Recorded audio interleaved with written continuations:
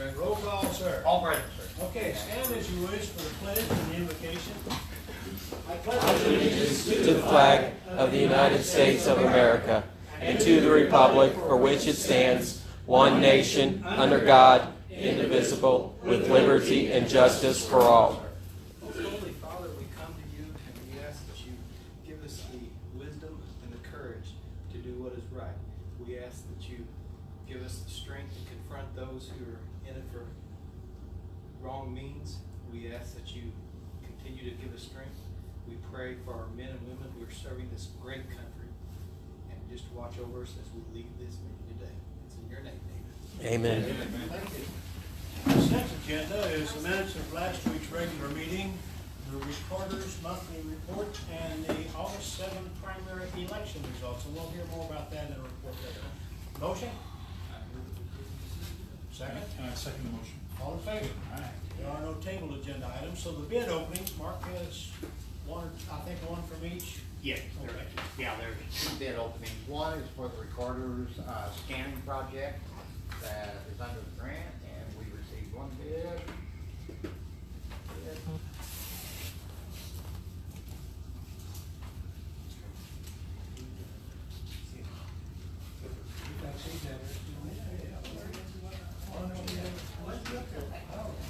And it's from Fiddler.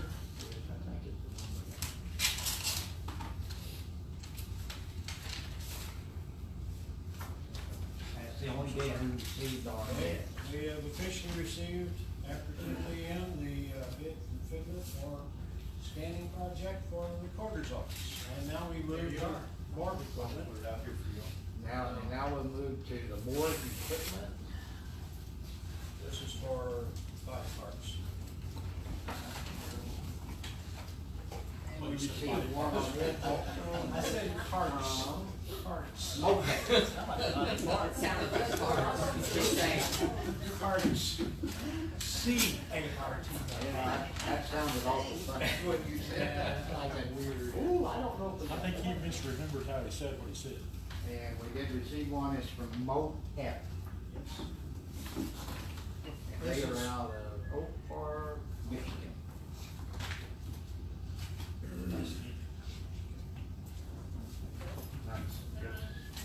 Okay, and that's the end of your seal bids? Yes, that's all sealed bids we got. Okay. Now, moving along to the next item, we have a proposed amendment to our fraud policy. What do you want to do with those? Do you want to leave them out there for a few We minutes? can. But do the office holders need to take those back and give their recommendation? We're just Yeah, gonna revise we them. have to copy yes, them. you're right. We have to copy them. Okay. Okay. And so there's no action today on the seal bids. We will take that in, possibly, probably act on it next week.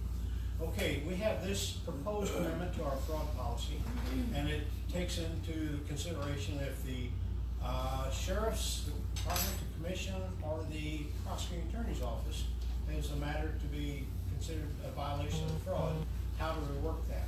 And so Gary Matheny, I think, is going to present your Right. situation. Oh, thank you very much. In reviewing the fraud policy, of course, there's been a lot of accusations and counter accusations over the last few months, some of which are on the internet and some of which have been in this room. I checked the fraud policy and it didn't appear to have a conflict of interest clause. And so basically, I devised the conflict of interest clause. Did get some input from Harold. It also had some input from some private citizens. The first paragraph there says when it involves a violation of the policy. It doesn't say violation of criminal law. It says the violation of the fraud policy, which is described and defined in the manual. If it involves the county sheriff's office, the county commissioner, or the prosecutor's office, then it shall be referred by the county auditor in sequential order. The reason I put those three agencies there is that we don't really know potentially the nature of a future fraud. So, you know, there may be something arise and the auditor calls up the Missouri State Highway Patrol and they say, well, that's not really within our jurisdiction. It gives him the authority to take the next step and work through a sequential order. And if he's done his due diligence and gone all three and law enforcement's not interested in it, then that's what the fraud policy calls for, period. But before implementing that, I built in what I consider a little bit of a buffer there for these three offices, because basically one of the remarks that I had in feedback was we don't really want to just report to these outside agencies just simple gripes and complaints about how things are done. We want real violations of fraud. And so B sets up a committee whereby a committee will check into the fraud policy to see whether it's been violated. Again, the committee is not charged with criminal investigation. They're only charged with an administrative review of the allegations. Making up that committee, I listed the accuser, a non-involved public office holder, a non-involved county employee, a public advocate, which I call a non-involved private citizen, to determine whether the fraud policy has been violated before implementing paragraph A. So there's a buffer there for those three offices so that it just doesn't devolve into like a complaint line to an outside law enforcement agency. And then C, in order to safeguard the interest of the employees and others, we're not intending to infringe on anybody's rights which have been granted to them by state statute or other laws as it relates to whistleblowers. And so if for some reason this policy breaks down and somebody feels like we're not really getting to the nub of the matter, this allows for somebody to use their statutory powers to seek relief if they believe that there's been fraud committed by these offices. I'm not suggesting any change as it relates to my office, public administrator, or any other offices. The way I understand the fraud policy is that I have no buffer. In other words, if I'm accused of fraud in the public administrator's office, it goes automatically to law enforcement and a law enforcement investigation. With this, because you are the leaders of the county, the chief law enforcement agencies of the county, the sheriff and the prosecutor, I thought that a buffer was reasonable and fair, and so I'd ask for the commission to consider this amendment and incorporate it into the fraud policy so that we have some guidance on what to do when there's a conflict of interest. Well, Gary, I thank you for your work, and I will have to contact each of those agencies to see what their input is before we enact this policy. Okay. So, you know, they may have a different idea of what your committee will look like or something like that. So I'll have to talk with them before we can just say, yeah, let's pass this in effect. And then our fraud policy, our policy group would have to work it into the wording also. So we take this under advisement. We thank you for your work. Appreciate it. Does it need a motion or anything? I don't think it needs a motion if you're taking it under advisement. Good. Yeah, but I do need to contact those agencies. I have a system on that I've given, and that is the correct sequence of things.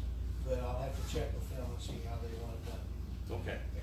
Sounds fair enough. Thank you. Appreciate it. Okay, next item is position changes. Mr. Ward, there he is. Dan, you want to talk about this? Thank you. Always. The, what I had requested was another field appraiser, which was actually for last year's budget, which was inadvertently left off due to, and another clerk to be added for this year. Due to our continued work with Vanguard and the residential improvements in our county to make sure that we have enough help to go out and make sure we pick up all the data, make sure it's correct, and to do all the drawings, which we're doing in-house now. Vanguard originally started that, but we were trying to take that over in order to save money. The other one was a salary increase for our real estate director, who, I guess a little history on this. Prior to Teresa Abishon had originally had this position, and she's retired, which kind of moved people around. Mindy Woolridge then went into Teresa's office. I think her title changed as a deputy assessor. Connie McCurran went to the real estate director, which was Teresa's previous role. We had to look at the salaries at that time for these positions. And of course, history on that, as most everybody here knows, some may not. Back a few years ago, the previous auditor, Brett Burgess, created the salary increases for the employees in the county. It was quite a bit of a jump. And so I ended up looking at some of my offices and had to make a decision as to whether someone was going to be raised a tremendous amount or a small amount because of our budget. So in this position, with the employee moving to a totally different job, I felt that the salary that was dictated for that position was someone who was fully trained was not going to be the salary. And I spoke with her about it. I said, what we're going to do is we're going to start you at a certain salary, and when you gain more experience, then we'll move you to that salary, which is designated with your time served, because you use the base salary, of course, and then you amount of years that they've worked here. So what we're doing now is asking to go ahead and let Connie get that salary that she deserved, because she is now trained in that position where she should earn that amount. But now she's been getting salary based on years of service already. She has, but at a different level, starting level, in order to be at a certain level. As I told her, I said, I just really can't justify giving this salary here to you because of the fact that you're brand new to this position and you have no experience whatsoever. And so she agreed to that, with knowing that down the line we would look at that and then reevaluate that. So that's what we're doing for next year, reevaluating her position only in our office for an increase in salary. Do you have any idea about the dollar amount? If she'll go to $40,040, you got it on the thing. Yeah, Oh, what is that? I think she's around 38. She's not that far off. It's not a lot. I could be wrong on it exactly, but it's not a lot. It's not. It's like a buck and a half an hour. And what are the job titles for the two new positions? One is going to be field appraiser, and the other one's clerk. Field appraiser 1 and clerk 1. And you have those levels now? Yeah, it's just a deputy additional clerk one, the field appraiser one. It's just 2 additional positions for his office. Okay. And he's going in at the lowest level on deputy clerk 1, so, in the past, some of his people come in at a higher level, but he is going in at deputy clerk 1, which is the lowest level person we have. And the majority of our employees have 14 years and more. Many's been here 34, Teresa retired 37. They tend to like the job.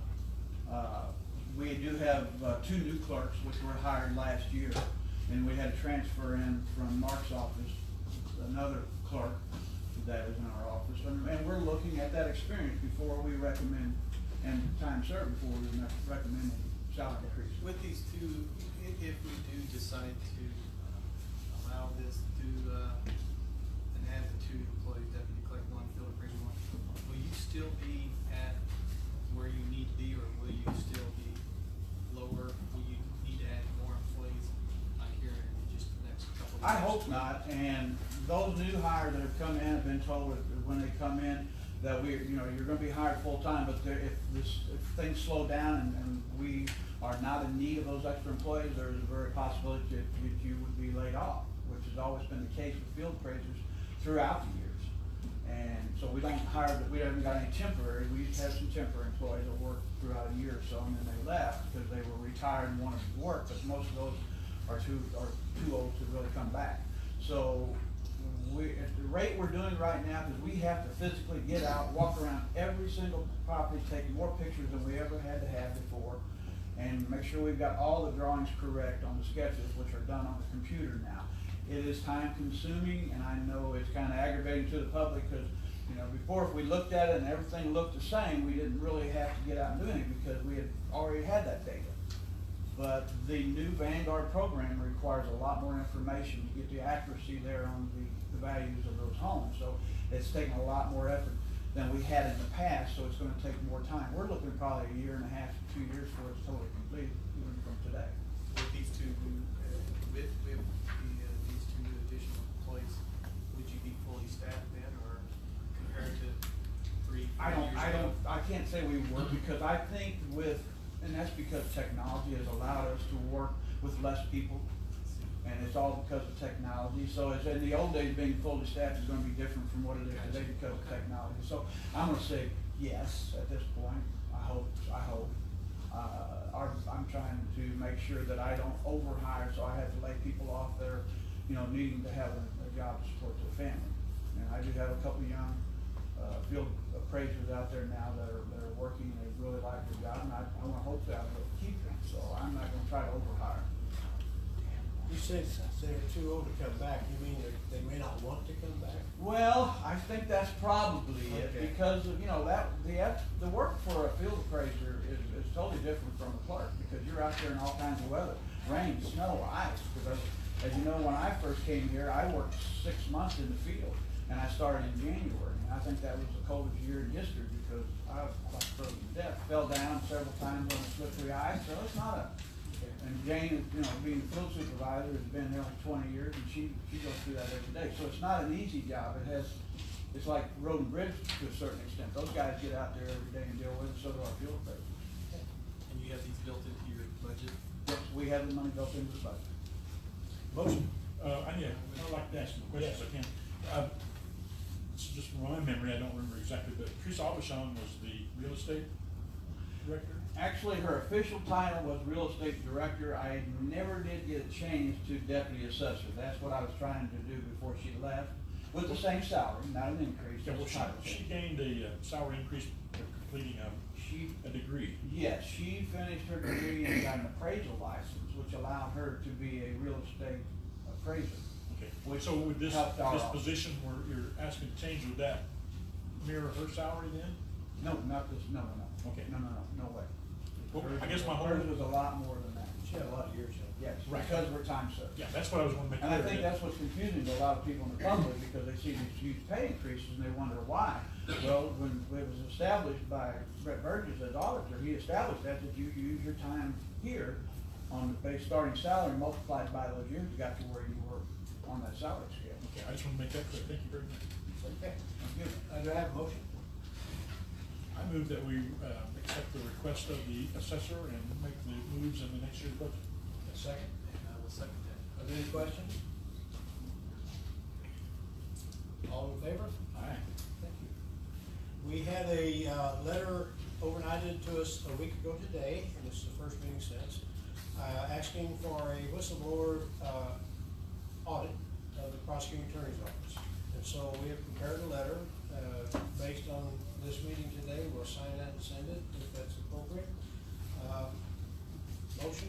I would move that we approve a letter to the Missouri State Auditor's Office for the audit. Second motion. I will comment that we've asked for a prompt audit to get it done, and we've asked for a focused audit for cost control measures. And they have a very specific stated reason for their audit, and so we've asked them to focus it within that range. Any questions? Yes, Gary? Yeah, basically, there's different types of audits. There are standard accounting principles to determine whether the right protocol and procedures have been followed, like in pay raises, did it get county commission approval? And then you have like forensic audits, where they look at the underlying reasons why things happen. Is this broad enough to authorize the state auditor's office to actually do a forensic audit, because that may explain a lot of uncertainties that's out there among the general public as to what exactly has happened at the prosecutor's They office. tell me that it is. Okay. Any other questions? All in favor? No, I have a question, I'm Oh, sorry. yes. When you say they tell you it is, who are you referring to? The state I'm auditor or your, the legal I'm counsel? talking to you about County. Brent Byers, who is an attorney for the state auditor's office. And I've been in regular email contact with him, including this morning, Okay, thank you. and several phone conversations. Yes, Do they have a time imposed on that? that's to be determined. They're going to give us a cost estimate, because the county does have to bear the cost of the audit. And so we've given them, we've gone from paper documents to electronic documents in this 4-year span. We've gone through 2 auditors, 2 deputy auditors, 1 interim auditor. We've gone to all new software, we've even replaced computers. So that has to be figured in on their cost estimates of the audit. So they're gonna give me that. I've asked for, again, I'd like to say a prompt audit, and they're gonna give me a proposed time schedule. Well, where's the money going to come from? Since it wasn't, of course, budgeted, where would that be plucked from? I'm just We curious. don't even know how much it is yet, Right. so that'll have to be determined. Okay. Any other questions? All in favor? I already voted this again. Okay, okay, that's passed. I'll send the letter out by email today and by regular mail also today. Okay, certification of the primary election results. Mark? Yes, you had those, and this was the primary election. This is, you're just certifying all of the county races for each party, and you just need to vote to do that. And while we're talking about election, I will go over the priority of approving it. We had a 36% voter turnout. Compared, that's quite a big turnout for a primary election. The largest prior to that, within 2010 up to 2018, was 25% in 2012, and otherwise it was in the 20s. So normally a primary election, it only brings out around 20% of the voters, and this one was 36%. So it was quite a large turnout for a primary election. I just need you to vote to approve to certify the election. Okay, I have a motion. Move that we approve the results. Second. And I second the motion. Okay, I have a question. Yes, I just wondered if there's a breakdown on how many were absentee ballots. There's several Yeah, pages. I got the paperwork and, on that. I just put it this one screen up, but Okay. yes. Okay, I was just All right, curious. There was 2.26% absentee, 773 absentees. I was just curious. Okay. Thank you. Any other questions? Have a motion second, all in favor? Aye. Next regular meeting, last week I said that I had the tax levy wrong. Next week will be the tax levy meeting, I'll have that announcement next maybe. And then we will have a tax levy meeting at 10, and then this meeting goes in right after that. So that's the announcement on that. Other business correspondence? Any public comment? Yes? I was just wondering, there's been a lot of publicity about the state enjoining counties to sue some of the pharmaceutical companies. Right. And I was wondering if we've been approached about that. We have been approached repeatedly about it, and we're told that St. Francis County would be better off to hold off on it, because we are one of the prime counties involved in that, and they think we would have a stronger case on our own. So we're thinking about doing it on our own. Seeing how the first one works out. Is there an opportunity for us to be enjoined a little bit later if Not you in this investigate group. that? No, I think that's been closed, that group's been closed. Okay. And it's a mass action, not a class action. Mhm, It has to do with right, the number of people. right. Anything else? Okay, departmental reports. Tax levy hearing, I wanna call that a departmental report, that's again, next week, same time, same place, 10 o'clock. We have a news release, there'll be a remediation planning meeting this Thursday evening at 6 p.m. at the North College Center. So be sure to attend. Anything else, public or departmental reports? Move to adjourn. All in favor? Aye. Now, in case you wanna know, where would you search for a World War II footage airplane? Kevin, you said something. Under the ocean. I said, No, no.